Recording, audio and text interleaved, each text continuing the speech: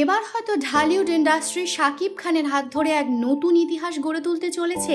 শাকিব খানের হাত ধরেই প্রথমবার এত বড় বাজেটের মুভি আসতে চলেছে বাংলাদেশে। এই মুভিটি নিয়ে শুধুমাত্র বাংলাদেশের মানুষই নন, আমরা ভারতীয়রাও দারুণভাবে এক্সাইটেড, কারণ এপার বাংলারও এক নায়িকা অভিনয় করতে চলেছেন এই মুভিতে। মুভিটির নাম তুফান। 1999 সালে মুক্তি পায় শাকিব খান অভিনীত প্রথম সিনেমা অনন্ত ভালোবাসা। এই চলচ্চিত্রের হাত ধরেই প্রথম অভিষেক হয়েছিল বাংলা সিনেমা জগতে। তিনি শুধুমাত্র একজন চলচ্চিত্র অভিনেতাই নন, সাথে সাথে তিনি একজন প্রযোজক, গায়ক, চলচ্চিত্র সংগঠক ও গণমাধ্যম ব্যক্তিত্ব।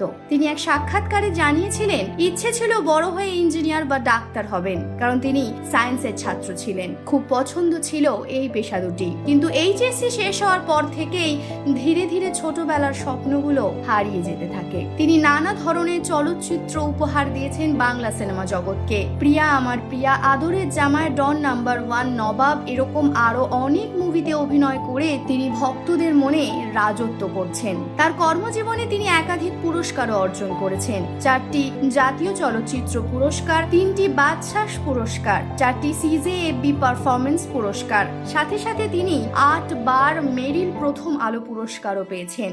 মাঝে তার সম্পর্কে নানা কুৎসা ছড়ানো হলেও তাকে তার জায়গা থেকে কিন্তু কোনোভাবেই টলানো যায়নি। হয়তো এই জন্যই ভক্তরা তাকে টলিউডের কিং খান হিসেবে সম্মান করেন। শোনা যাচ্ছে খুব শীঘ্রই শাকিব খানের একটি নতুন সিনেমা আসতে চলেছে। সিনেমাটির নাম তুফান। ছবিটি পরিচালনা করবেন রায়হান রাফি। তবে গত বছর সিনেমাটির বিশাল ঘোষণার সময় তিনি পুরুষ নায়ককে প্রকাশ করলেও নায়িকাদের কথা আড়ালি রেখেছিলেন। অবশেষে এই জল্পনা কল্পনার ওপর থেকে পর্দা সরল।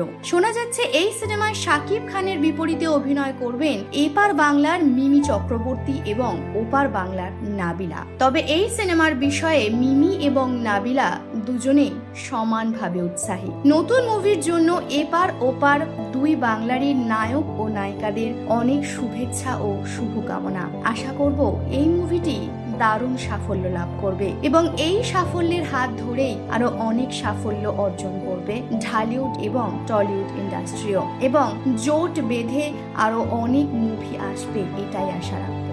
ধন্যবাদ।